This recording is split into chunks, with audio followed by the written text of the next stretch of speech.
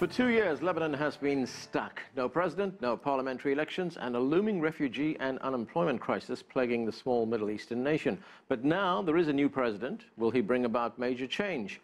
Here now to explain Lebanon's current situation and what the future looks like, CCTV's Youmna Naufal joins us from Beirut. And Youmna, Lebanon has greeted its new president, Michel Aoun, after more than 2 years without one. Why has the government left this vacancy unfilled for so long? Well, Anan, that's a pretty good question, because for the last 2 years and a half, the simple answer is that the parliament, the members of parliament that vote for a president in Lebanon, because we have to remember that Lebanon elects a president in an indirect way. It's members of parliament that get to elect a president that serves for a six-year term. Now, up until October 31st, which is when Michel Aoun was elected, the members of parliament could not agree on a candidate to nominate before they could even elect. So the way it works is that usually the president, with the person who gets to be president, gets the majority of the votes, and all members of parliament must be present. But members of parliament from different political parties, opposing political parties, couldn't agree on a candidate. The reasons being they couldn't agree on issues like the Syrian refugee crisis, the economy, the Syrian war. And basically what ended up happening is, at the end, I think Lebanon had reached a tipping point, and what used to be formal rivals, which is the former Prime Minister Saad Hariri, the head of the Future Movement, and Michel Aoun, the head of the Free Patriotic Movement, and which is also an important Christian figure, finally got together after years of differing on different issues and said, well, Hariri pledged to vote for Aoun if Aoun accepted to nominate Hariri as a prime minister designate, and that's exactly what happened. Today, Saad Hariri is prime minister designate. He's forming a government, and that is basically what ended the political vacuum. Now, we have to remember that Lebanon went through 15 years of civil war, and at the end of the civil war in 1990, all Lebanese officials that had just ended the war met in Ta'if in Saudi Arabia and agreed on what is called the Ta'if Agreement, which basically stipulates that the Prime Minister of Lebanon must be Sunni, the Speaker of Parliament Shia, and the President a Maronite Christian. And the reason was they wanted to make sure, because Lebanon is a multi-religious country, and they wanted to make sure that something like the civil war could never happen again. And that's exactly what ended up finishing the vacuum. Right, and Youmna, this comes at a time when the country is facing a very high unemployment rate. There's also a growing refugee crisis. People from Syria continue to spill across the borders. What's the outlook? Well, after a 2-year-and-a-half vacuum, the outlook right now is looking pretty positive. I mean, the Lebanese people are hopeful, even the officials are hopeful. As I told you, it reached a tipping point. I mean, we are currently facing an extremely dangerous refugee crisis, just because Lebanon has the highest refugee per capita, in any country in the world. 1 in every 3 people is a refugee in this country. And so the president, in his first speech as president, said and pledged that he would make sure that the Syrian refugee would return home safely. But that poses a big problem, because a lot of the refugees fled not just because of the war, but also because a lot of them are anti-regime, anti-Bashar al-Assad, which is the president of Syria. And they fear that if they come back, they'll be captured, executed. So it poses a big problem. But on another scale, in terms of the economy, in terms of foreign investments, in terms of tourism, we're hopeful that hopefully it will pick up now that there is stability, now that the regional powers also in the Middle East seem to want Lebanon to be the stable field when all countries around it seem to lack that. Thanks, Youmna. That's CCTV correspondent Youmna Naufal talking to us from Beirut.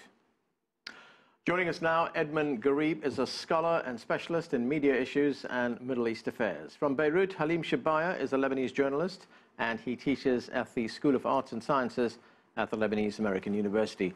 Also from Beirut, Spiro Azkoul is the U.S. National Coordinator for the Free Patriotic Movement Party in Lebanon. Thanks to all of you for joining us. Edmund, let me start with you. So we've had about 2 years, more than 2 years of political deadlock. 2.5 almost. 2.5 years of political deadlock in Lebanon. Now something of a breakthrough, if we could call it that. Lebanon has a president.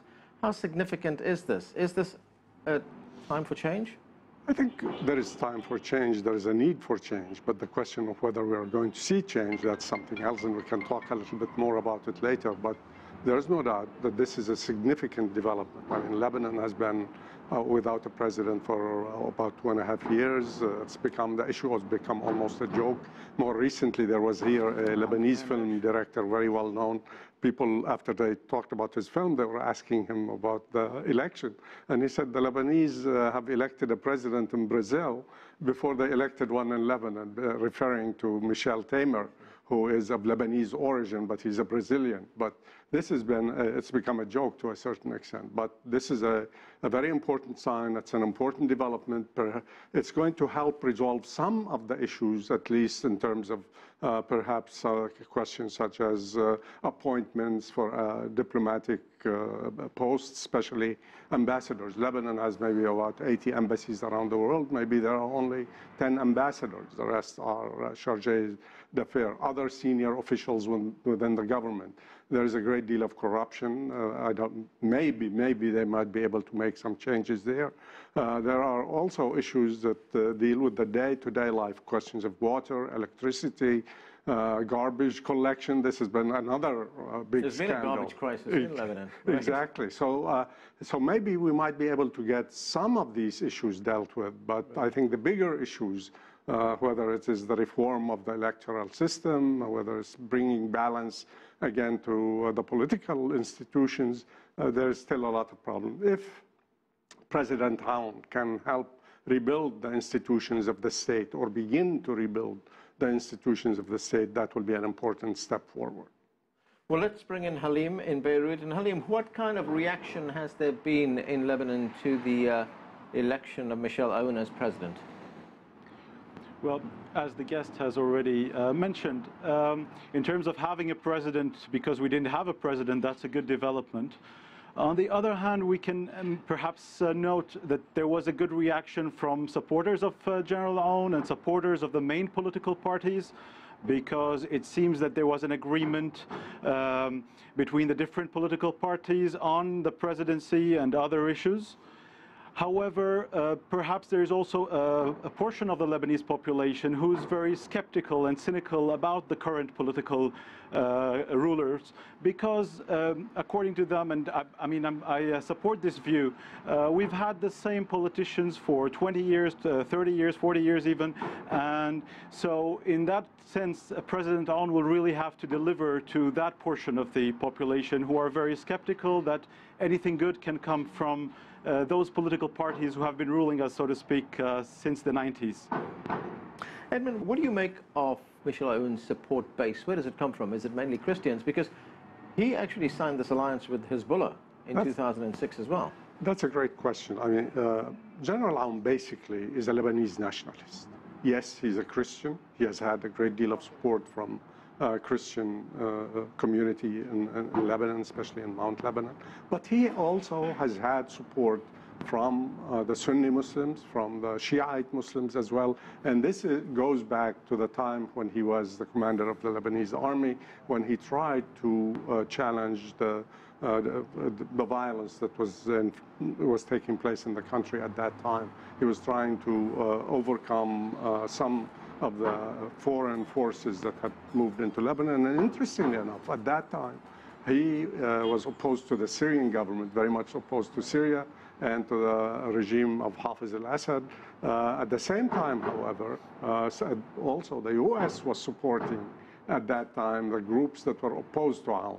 So ultimately, Aoun was the prime minister and as a caretaker president in a way, you can say.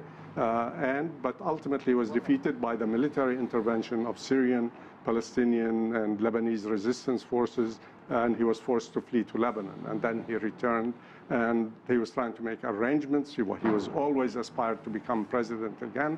But he wasn't able to do it, and he shifted alliances since the 2006 or so. He signed an accord with Hezbollah, and they have been allies since that time. However, I don't think he would have been elected had it not been at least with approval from other parties, other groups in Lebanon.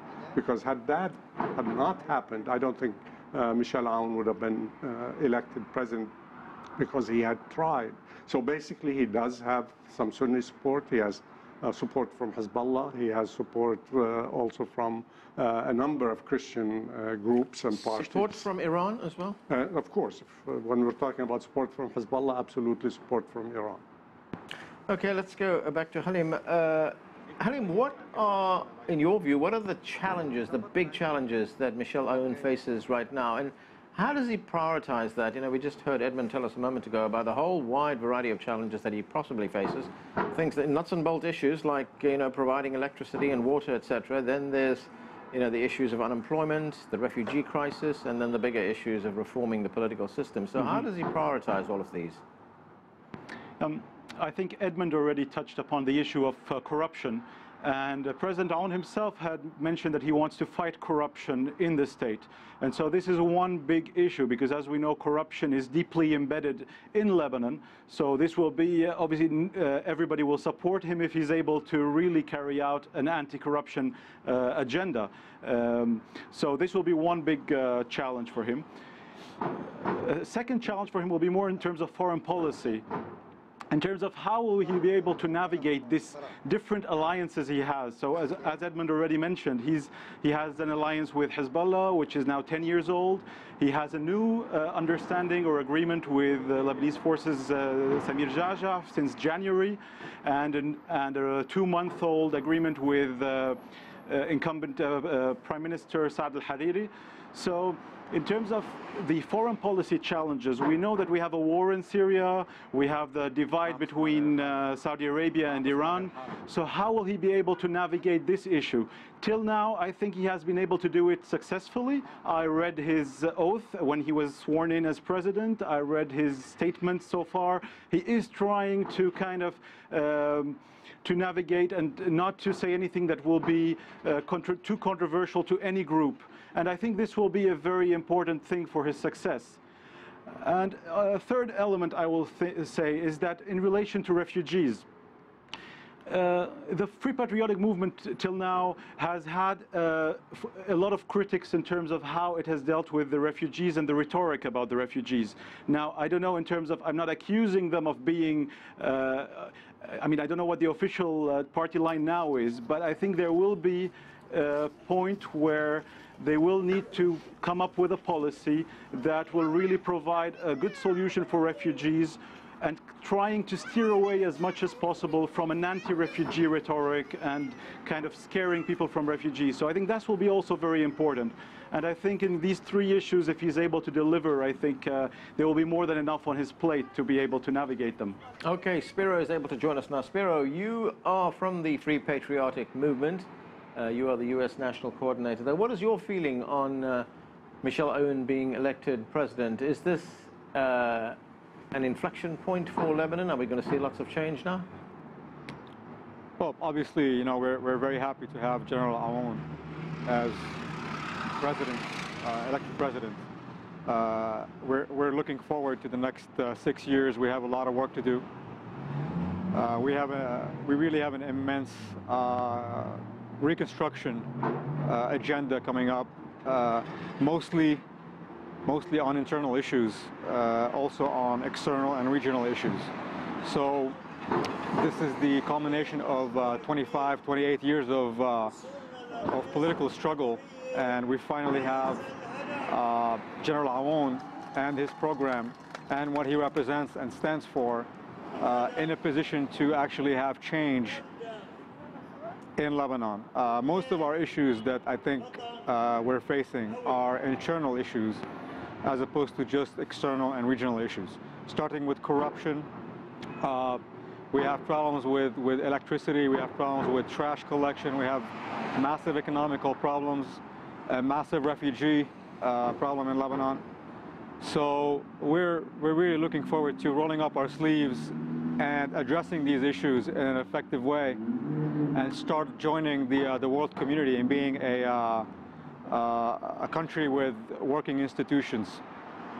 Spiro, how difficult is it going to be for Michel Aoun to implement his program? You know, as our reporter told us at the beginning of the show, Lebanon has a very unique system where you have the top leaders in government, president, prime minister, and the speaker, coming from different religious backgrounds. Given that, how hard is it going to be for him to achieve consensus? Look, I think the very fact that he's president today is already a type of consensus. There's been a consensus that brought him into power between all major parties that you just mentioned. It's not going to be easy. We are going to be fighting against an established corrupt system that's been around for decades.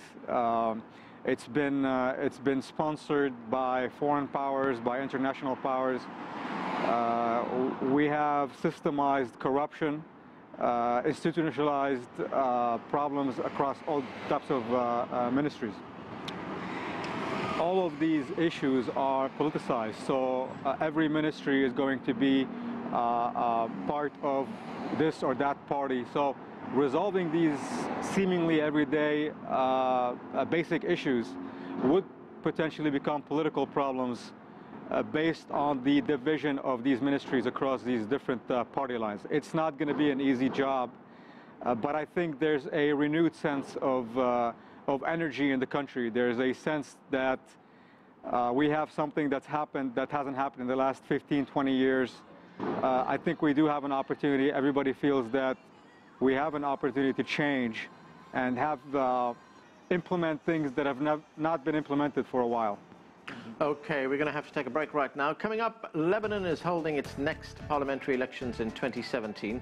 What's ahead for Lebanon's political future? Plus, is the sectarian power-sharing government still viable for Lebanon? Our panel will weigh in on that. Stay with us, you're watching The Heat.